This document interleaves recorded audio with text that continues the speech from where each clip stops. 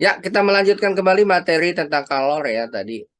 Tadi bahwa ketika suatu zat diberikan kalor, maka akan ada yang terjadi pada zat tersebut, ya kan? Yaitu pertama perubahan suhu, ya. Kemudian yang kedua perubahan wujud, dan yang ketiga yaitu perubahan bentuk atau dengan kata lain namanya adalah pemuaian, ya. Nah, bagaimana cara menentukan kalor ketika terjadi perubahan suhu? Ada rumusnya. Nah, rumusnya adalah Q sama dengan M kali C kali delta T. Ya, ini adalah cara menentukan kalor yang dibutuhkan suatu zat ketika terjadi perubahan suhu. Nah, keterangannya adalah pertama Q. Q ini menunjukkan kalor yang satuannya dalam joule. Kemudian M menunjukkan massa yang satuan standarnya dalam kilogram, dan C menunjukkan kalor jenis suatu zat yang dinyatakan dengan satuan joule per kilogram derajat Celcius. Dan delta T adalah perubahan suhu yang dinyatakan dalam satuan derajat Celcius, ya. Nah, ada juga nih kalor yang dinyatakan dengan satuan yang lain, yaitu satuan kalori. Nah, kalau misalnya kita diminta untuk diubah ke kalori ataupun ke joule, maka kita perlu mengkonversinya. 1 kalori senilai 4,2 joule. Atau 1 joule senilai 0,24 kalori. Begitupun nanti misalnya kalori jenisnya nih. Biasanya kalori jenis juga ada yang dalam joule, juga ada dalam kalori. Konversinya adalah 1 kalori. Biasanya kalau kalori itu masanya dinyatakan dengan gram ya. Diubah ke joule kilogram, itu 1 kalori gram derajat Celcius setara dengan 4.200 joule kilogram derajat Celcius. Jadi adalah untuk mengubahnya ya, dari kalori ke gram, kalori per gram ke joule per kilogram, gitu ya. Kemudian yang kedua ya, yaitu perubahan wujud ya, perubahan wujud. Bagaimana menghitung kalor yang dibutuhkan untuk merubah wujud suatu zat? Melebur, menguap, mengembun, yang lain lah ya, pokoknya ya. Rumusnya adalah Q sama dengan M kali L. Disingkat kumel gitu ya, kumel. Kumel kan berubah tuh wujudnya ya. Oke, M kali L. Dimana M-nya sama, yaitu massa, kemudian di sini ada L nih. L ini adalah kalor lebur, ya, yang satuannya dalam joule per kilogram, gitu. Nah, kalau dia menguap gimana, Kak? Berarti namanya kalor uap. Jadi L itu adalah kalor perubahan wujud. Kalau dia melebur namanya kalor lebur, kalau dia menguap namanya kalor uap. Kan suka ada tuh soal-soal yang eh, apa namanya mencantumkan kalor lebur dari suatu zat, gitu ya. Baik. Kemudian yang ketiga ada juga nih ketika misalnya zatnya berada dalam sebuah bejana dan bejananya itu ternyata ikut serta dalam proses serah terima kalor. Maka ada rumus yang ketiga yaitu Q sama dengan C gede dikali delta T. C gede itu adalah kapasitas kalor. Biasanya sih ketika misalnya soalnya menggunakan kalorimeter ya, atau bejana yang bisa menyerap kalor. Maka di sini diketahui kapasitas kalorimeter atau kapasitas kalor gitu. Baik ya. Nah, di antara zat-zat yang sering banget dibahas dalam kalor itu yaitu adalah air. Maka Kak Imam akan membahas ya diagram atau siklus air. Air ini adalah satu zat yang mudah sekali berubah bentuk dari padat, cair ke gas ya. Dan dia bisa kita gambarkan bagaimana perubahan fasenya atau perubahan wujudnya seperti sebuah anak tangga. Kalau anak tangga kan berarti gini, set naik, mendatar, naik lagi gitu ya. Nah, ini ada maksud di sini ya. dari setiap posisi-posisi. Misalnya Kak Imam taruh posisi di sini yaitu titik A, kan nggak kelihatan ya. Coba dicari yang agak terang. Titik B, kemudian titik C, titik D, titik E, kemudian titik F, ya, titik A. Baik. Nah, titik C ini adalah titik beku air atau titik lebur air. Titik lebur buku, titik lebur buku lagi. Titik lebur es, ya. Di sini nilainya adalah 0 derajat Celcius di bawah nih. Ini 0, ini ya. 0 derajat Celcius. Yang ini 100 derajat Celcius gitu ya. Baik, kita lihat teman-teman bentuknya. Dari A ke B berarti kan zat yang suhunya di bawah 0. Nah, ini masih wujudnya masih es. Kemudian ini air, kemudian di atas 100 udah dalam bentuk gas atau dalam bentuk uap. Gitu ya. Nah, kalau kita memperhatikan nih, ya konsepnya adalah dari A ke B itu yang terjadi pada zat itu adalah perubahan suhu. Oke. Maka kalau prosesnya dari A ke B, ketika ditanya, Kak, kalori yang dibutuhkan untuk dia dari A ke B berapa? Maka rumus yang digunakan adalah yang ini nih, MC delta T. Kalau dia dari A ke B, gitu kan? Kemudian yang selanjutnya, B ke C. Nah, kalau B ke C, B ke C ini mendatar ya, mendatar ini. Nah, ini sebenarnya maksudnya apa Kak B ke C? Perhatikan, B ini, B, titik B, ini adalah titik di mana wujudnya adalah es yang bersuhu 0 derajat Celcius. Jadi B itu wujudnya masih es semua. Semuanya masih es di sini. Kemudian kan dia melebur, melebur, melebur, melebur, melebur, ya kan? Sebagian menjadi air, sebagian menjadi air. Nah, sampai di sini, ini adalah titik di mana air bersuhu 0 derajat Celcius. Jadi bisa kebayang nggak sih teman-teman bahwa ada perubahan wujud dari es menjadi air, itu prosesnya di sini dari B ke C, gitu ya. Jadi ini di sini adalah proses melebur. Kalau dia dari B ke C. Kalau kebalikannya gimana Kak? Ya berbalikan berarti dari air ke es membeku kan gitu ya. Jadi B C itu terjadi perubahan ya wujud, ya kan? Nah, berapa kalori yang dibutuhkan, Kak? Nah, kalau ingin menghitung perubahan wujud, kalori yang dibutuhkan untuk perubahan wujud, maka rumus yang digunakan adalah yang ini, kumel M kali L, gitu kan? Dimana L-nya adalah kalori lebur. Sampai sini paham ya? Kita lanjutin. Kemudian prosesnya dari C ke D sekarang, dari C ke D. Nah, C ke D ini adalah wujudnya sudah air. Yang terjadi apa nih, Kak? Yang terjadi adalah perubahan suhu lagi, gitu kan? Maka kalori yang dibutuhkan rumusnya yang ini, MC delta T. Nah, bedanya apa antara perubahan suhu yang dari A ke B dengan dari C ke D? Bedanya adalah wujudnya. Kalau dari A ke B wujudnya S. Maka di sini ini ada C kalori jenis, ini adalah kalori jenis S yang digunakan.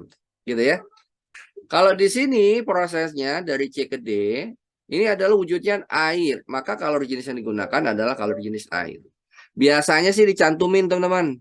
Kalori jenis S berapa? 0,5 kalori per gram derajat Celcius atau 2000 Joule per kilogram derajat Celcius. Kalori jenis air berapa? 1 kalori per gram derajat Celcius sama dengan 4200 Joule per kilogram derajat Celcius gitu ya. Ini kalori jenis es, ini kalori jenis air gitu ya. Jadi kalau misalnya Kak, kalau mau dicantumin gimana Kak? Berarti soalnya salah dong, enggak. Berarti kita yang enggak hafal. Berarti kita hafalin ini ya. Bisa yang hafal ini ya, kalori jenis es setengah kalori. Kalori jenis air 1 kalori atau 4200 Joule per kilogram derajat Celcius. Gitu ya. Baik. Kemudian lanjut nih teman-teman prosesnya.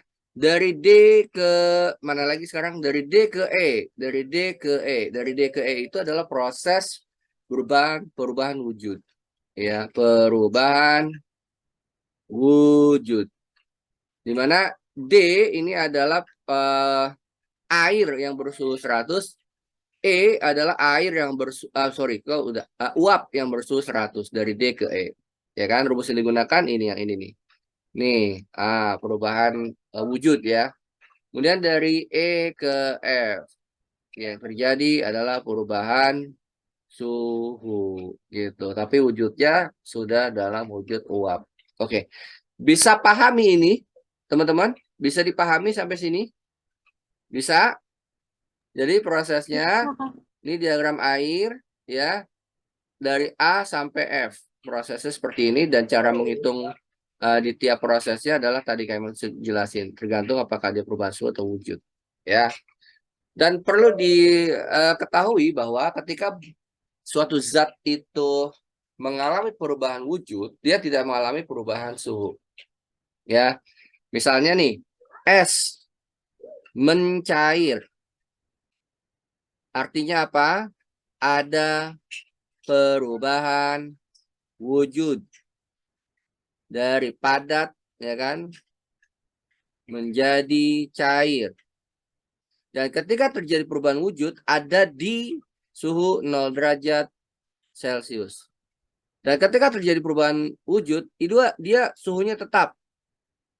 Ya, suhunya tetap di angka 0 derajat Celcius sampai semuanya menjadi air. Jadi yang perlu dipahami konsepnya adalah ketika es mencair atau ketika air membeku gitu kan di suhu 0 derajat Celcius, dia berada pada suhu yang tetap tidak berubah. Di suhu berapa, Kak? Suhu 0 derajat Celcius. Begitupun misalnya pada saat air menguap. Air menguap di suhu 100 derajat Celcius sampai semuanya jadi uap, gitu ya. Oke. Baik. Kemudian apabila suatu zat dicampur dengan zat yang lain, apa yang terjadi? Nah, disitulah ada yang namanya asas black, ya kan? Asas black.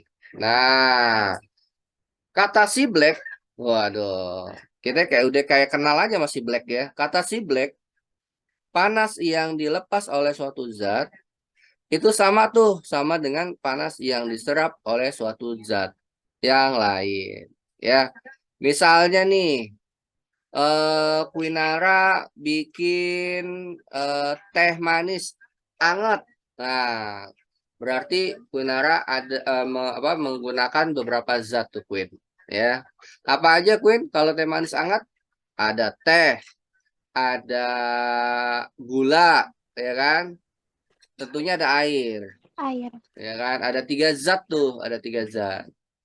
Nah, bikinnya gimana Kak? Misal biasanya kan kalau orang bikin teh manis hangat kan pertama tehnya dulu ditaruh sama eh, gulanya ya. Tehnya itu bisa teh celup misalnya, kemudian eh, dicampur dengan air panas. Nah, air panas ya. Berarti di situ ada zat yang memiliki suhu yang berbeda. Memiliki suhu yang berbeda. Kalau kayak menggambarkan kayak gini nih. Misalnya ini Kak Imam punya secangkir. Ini kayak bukan secangkir ya, seteko kali ya gede banget. Di sini ada gula, gulanya hitam ya. Oke, kemudian di sini tehnya, ada tehnya, ya kan?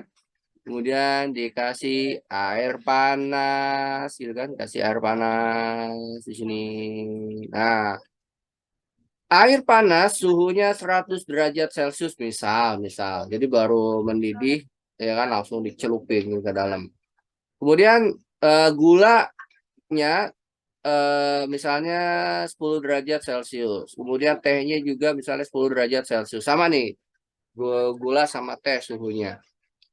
Maka di sini ada serah terima panas. Siapa yang melepas panas? Menurut Naila ya. Yang melepas panas siapa di sini? Masih ada Naila?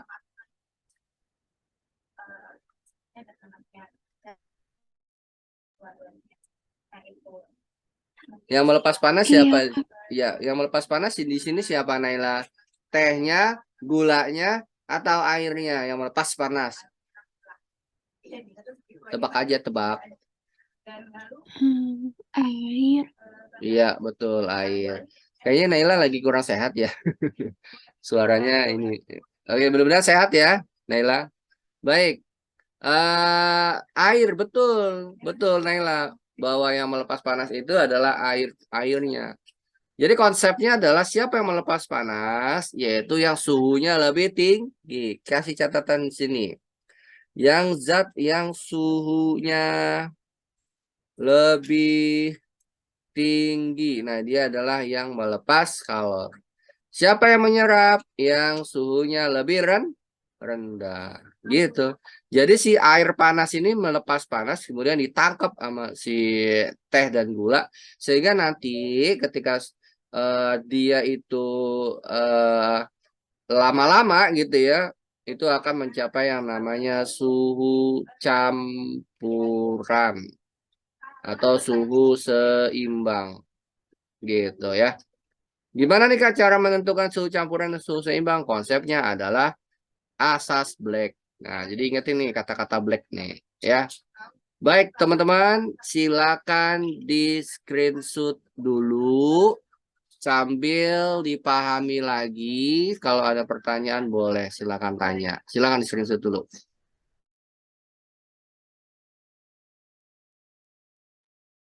Sudah, Kak. Udah? Naila udah semuanya ya? Oke. Ada pertanyaan? Enggak. Ada pertanyaan? Enggak. Udah cukup jelas sampai sini. Kita coba contoh soalnya. Boleh? Boleh ya? Kak Imam cari dulu soalnya ya. Kak Imam cari dulu soalnya. Kalian coba pahami dulu ini ya. Oke ya. Kak Imam cari dulu soalnya sebentar ya.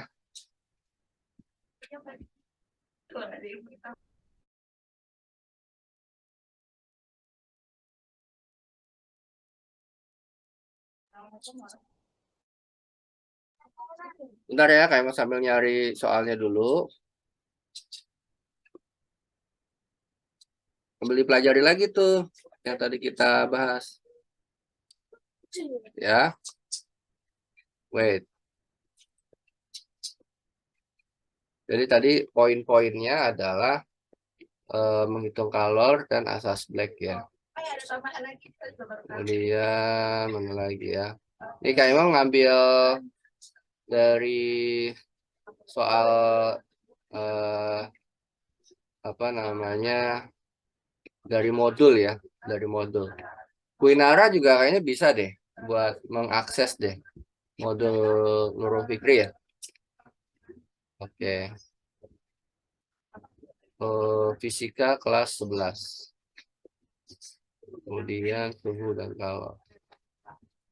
Soal pelatihan. Baik, bentar ya. Oh, oh iya, Kak, waktu itu ada latihan soal. Ini latihan soalnya juga dikasih sama gurunya ya. Kita coba bahas latihan soalnya. Ada nggak ya? Sama. Kita lihat ya. Oke, sambil Kak Imam buka deh ininya, screennya. Nah, ini. Baik, bentar.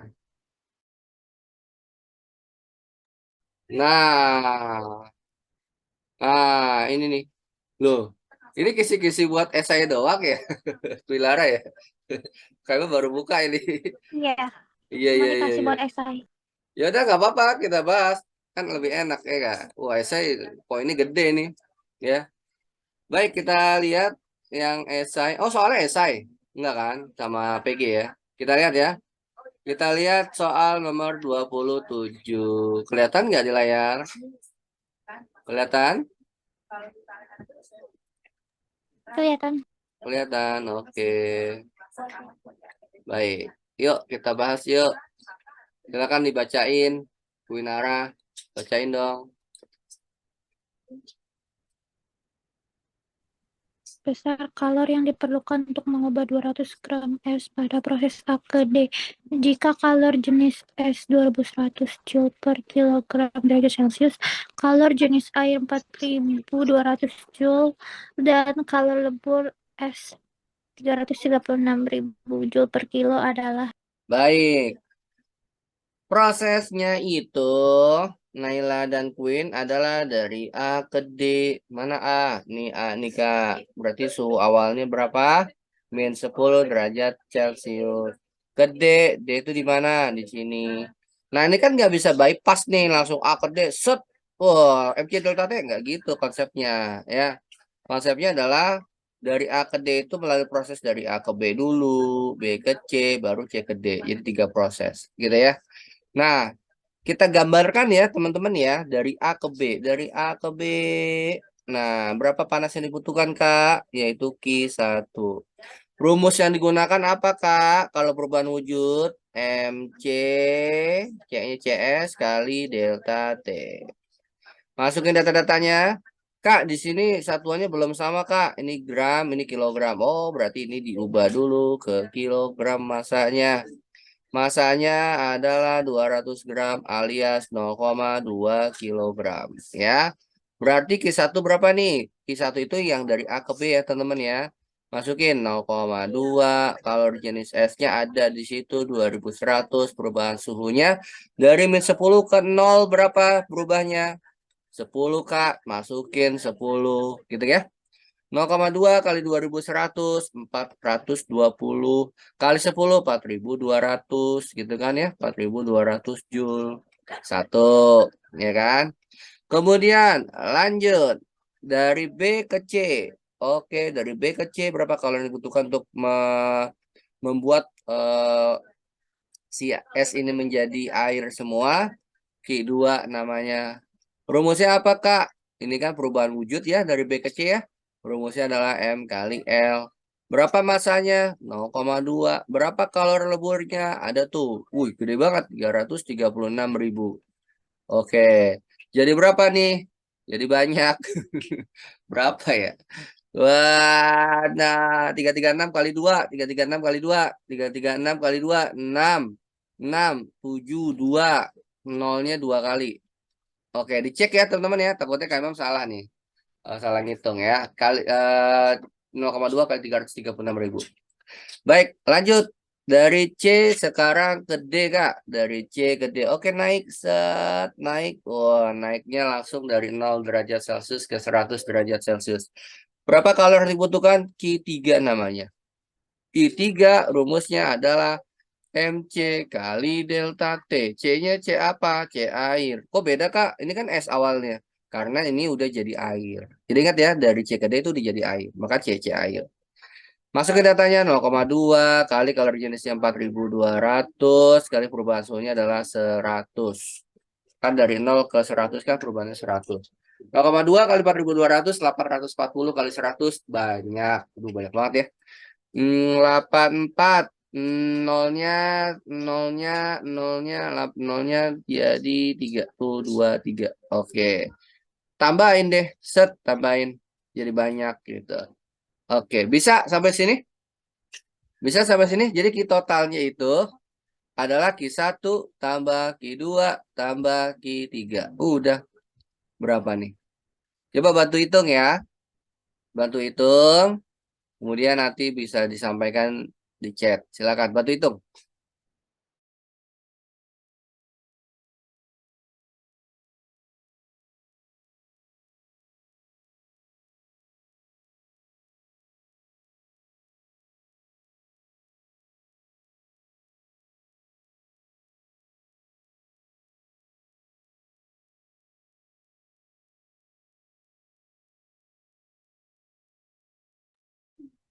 Sudah dapat belum? Tambahin ya.